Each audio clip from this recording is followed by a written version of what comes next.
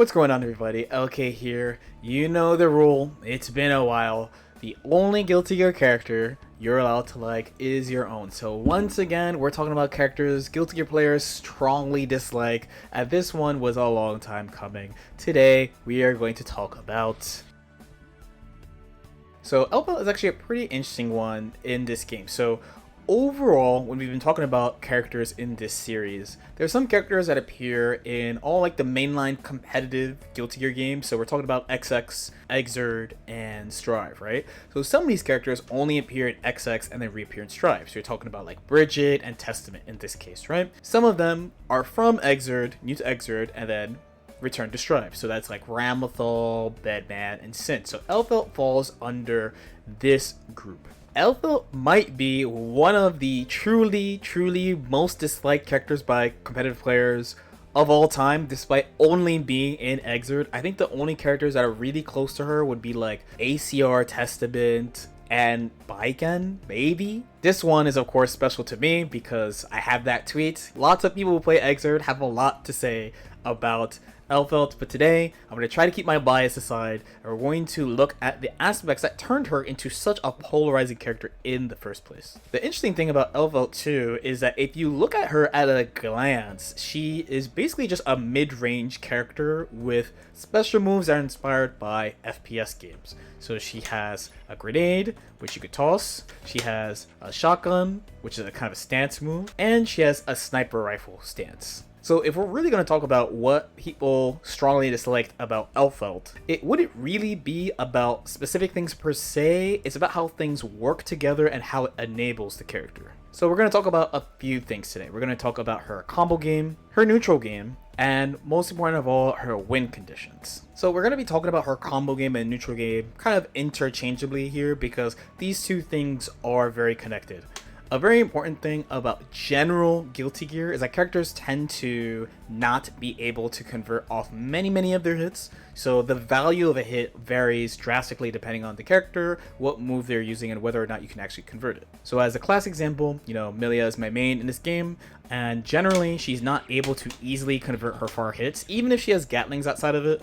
This 5H into sweep is not a hit you get as a starter very often in neutral. So you don't get this very often. You'd usually get it at a closer range here, which means you would be able to combo. But a lot of her important pokes, like far slash, have situations where you may or may not be able to actually get a meaningful conversion off it based on how close or far you are. So important hits for Amelia would be like run up 2k, sweep, situationally far slash depending on distance. So for example, Elphelt is kind of skinny, so I'd have to be, rather than here, in order to convert into sweep, where another more wide character, I might get a full combo. There are some characters where they're wide enough that this far slash into 2H hits. Again, Elphelt's kind of skinny, so this doesn't work. But then anti-airs are able to be converted pretty easily. Now the thing here is that Elphelt not only has an insane combo game, but she can also just combo off absolutely everything she hits you. So for example, you have her 5K. This move is a ridiculous move in neutral. So here it just looks like she's going to do 5k, but if for some reason I'm nearby, it's going to convert into another button, usually far slash if you're talking about neutral. And I'm just going to press buttons against it and see what happens. This is something I can't really combo off of. You have sweep here. Tends to be what happens. If I try to run up, I just get hit. Let's try to use something a little bit more committal, like, let's say, a 2H. Sometimes Melee uses 2H as a poke against some characters, like Faust. This does work depending on spacing, but it's kind of hard, okay? So, the really big thing about this move is you can combo off this move, and it's like the speed of a jab, but it hits things that are really far away from it. And another big thing about this move is that on crouching here, you get this type of conversion right here. But if I get hit standing, it's not like she doesn't have a way to knock down. She still has a way to knock down. So it's a pretty low commit move. Has a very short total amount of time on the screen, but she gets a really good return. If she makes you block, she's able to do offense. If she hits you, she's able to do a combo. So you can reliably expect that if Elphelt hits you with a button, she'll be able to convert it into a combo, which makes planning your game plan far easier. Again, going back to this type of /, because I don't always get a combo of this, I have to think about, alright, what do I do if I hit this and I can't get a combo? Because my opponent will be in front of me, they'll be very slightly advantageous. Do I press another button? Do I do sweep maybe? Do I backdash? Do it again? Do I jump to see what they do? What do I do? Where with a character that can combo off everything, they don't have to worry about building this type of situation at all. You might think that, oh, it's really simple. Let's say you just pick between pressing another button, backing off, or jumping and see what they do. But you have to understand that not only do you have to worry about distance from the opponent, but you also have to worry about what character your opponent plays. Not only are players not going to act the same way, but also characters aren't either. And it's a very fast situation, so you would need to be prepared for this against the entire cast, where in the case of combos, you just do the combo depending on whether or not they're standing or not. Then we're going to talk about this move. This is our 6H. It's very big. This is pretty reminiscent of like Testament 6H in Strive. It is extremely useful as an anti-jump as it hits quite high. Now on block, you might be like, man, this is not a great situation, but she's able to pull grenade out here, so she's able to keep herself safe and get access to a very strong projectile at the same time. So this makes the space that she's able to control with just normals pretty scary. So you have the low committal 5k, but you also have the very long range and high reaching 6H as well. Not to mention, of course, that on counter hit, you have plenty of time to run up and just do any type of combo you want. Speaking of grenade, let's talk about this. So this grenade has a small time limit of about 3 seconds and it'll go off and explode. Elphelt does have the ability to guard her own grenade explosion, as you can see here. She has different ways she can toss it too. So here's like an underhand toss, here is an overhead toss, and she has the ability to throw it from the air as well. Now, actually in Launch Exert, you could not interact with this move at all. In a later patch, they added the ability to hit the grenade away from you. Pulling it out is quite fast. In comparison, here's Milia doing H-Disc and Secret Garden. But Secret Garden does move independently of you and doesn't go away on hit, which is huge, very huge advantage to have. And of course, she can pull it out in the air as well. And she has air options when she pulls it out, of course. There's a lot of times when she could do this. Shouldn't this be on like very unfair moves or something? I don't know. So this move does few things. So one, it enables her combo game. She uses it in combo extensions in order to not only freestyle combos, but also help her bring people from the air to the ground. She has the ability to use this move for Oki in order to keep an advantage, because the grenade will go off and she can use it for pressure. She actually has the ability to shoot her grenades with other gun moves. So for example, here's going to be a throw. She's going to toss the grenade down and then shoot it and get extra frame advantage. And she could use it in neutral structure situations in order to approach people. If you don't have counterplay to this, it could be very hard to stop Elphelt for just pulling up on you when she feels like it. So something like this, for example.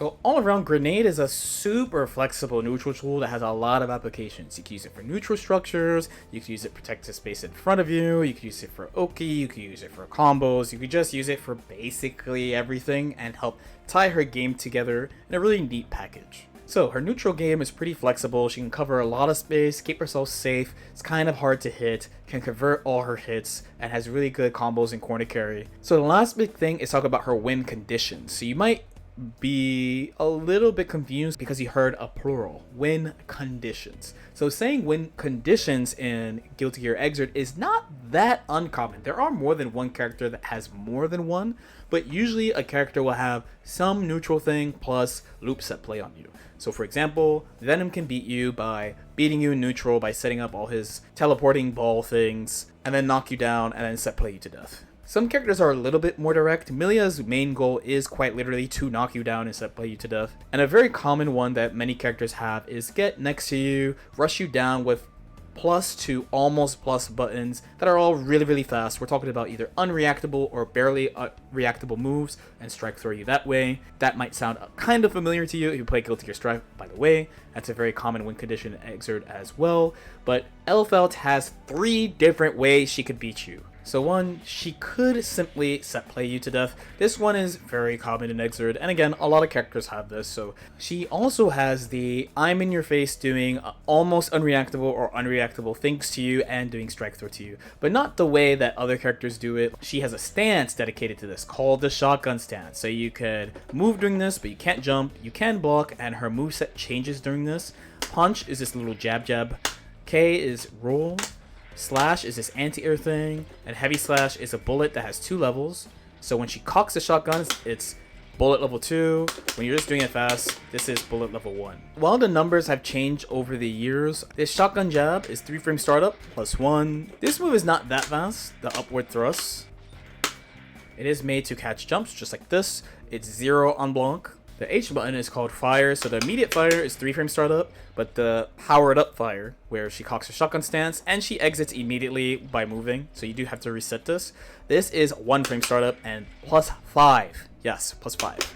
And yes, there is one more. The inspiration for Strive command grabs is actually, I want to say it's from Elphelt. I do want to say it's from Elphelt. Obviously no confirmation, but it's her command grab. This is a command grab that you can combo out of. A good combo out of this will do a ton of damage and lead either into Oki or her third win condition, which we'll touch on in a second. And most importantly, you can't grab it. It is throw invincible. In this version of the game, I believe you can throw Potemkin's Pop Buster, so I used to just be like, dude, that is so random that Elphelt has a throw invincible command grab that kills you, but Potemkin, the grappler, does not. How long must Potemkin pay for his sins, bro? I am the biggest grappler hater on earth, and I don't think he deserves that, you know what I'm saying? So this move sounds pretty simple.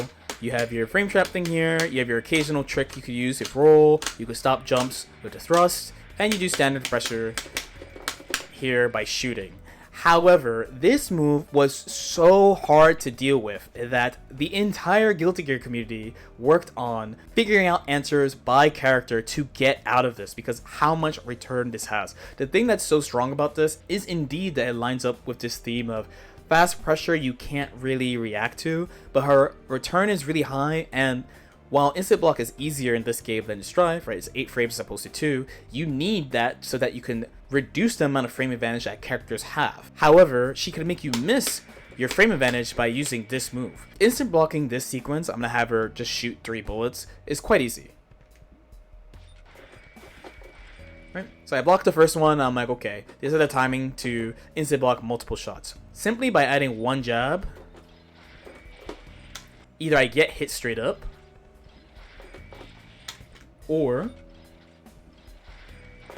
I miss my instant block timing. So you really needed to be prepared to learn how to deal with this. Some characters could get out relatively easily by just trying to push her away and using a really far button like Venom 2S. Some characters have DPs like Soul, and Soul originally had a 3 frame 5k before they nerfed it, so that was something else you could do. But other characters really had to fight their way out, and regardless, no matter what, if you get hit, this is a looping situation that has a lot of return, and anytime you're passive, this can come up. And do not forget that she can also do special moves during this too. There was all sorts of stuff you could deal with here. So I snuck in the grenade, tossed it, fired here, or I can toss the grenade right before explosion, command grab that you can't throw. So there's just a ton of threat and a lot of stuff you have to deal with all at the same time here. This is definitely one of those, if you don't know how to deal with it, she pulls out the shotgun and it's over type moves. And then finally, her last, but probably, to be fair to her, the hardest win condition to achieve with her is doing unblockables with her. Similarly to shotgun, there are 2 levels of the sniper rifle. This is the normal one, level 1, just a normal shot. Once the reticle becomes big, that's level 2, and it's unblockable, so they had combo routings that would lead into grenade on you, sniper, shoot, and it's unblockable. The routing for this changed for every patch, so when the game came out, I remember it being very consistent and people going for it, but as time went on, people started going for it less, then people started to go for it again, people found ways to use it with resource. Out of the 3, this is probably the least common way that she wins, but it's still an option and something people optimize around. So that's Elphelt essentially. Just at a glance, a stable mid-range character, but all her tools just come together in a way where everything just works all the time. You're rarely at an advantage against her, and she has many ways to route towards winning the game. And it doesn't help that in a game where not everybody combos off all their hits, she gets to. So she has a lot of chances to go for this. She was top tier basically the entirety of Exerd. People were constantly being like, well, this is the patch where they'll nerf her, this is the patch where they'll nerf her, and they never really went too far on this character. And if you're talking about me personally, I took a lot of L's to this character. Anytime I beat her, I thought this was a incredibly difficult matchup with Milia, one of Milia's hardest matchups for sure, to have a character that outconverts you, does more damage than you, and has more accessibility to the win con than you do. Like what are you supposed to do? While I was lucky enough to experience the horror of DLC because of Kokonoe, Guilty Gear players hadn't really dealt with that because Guilty Gear players tend to not go to other games. So for a lot of GG players, this is their first experience with a demonic DLC character. Let me know what you guys think though. As usual, if you have any questions or comments, definitely feel free to leave them in the comment section below. Like and subscribe if you guys feel like it. If you want to watch other videos, YouTube loves that, so I would love that too. So thank you, and we'll see y'all next time. Peace out.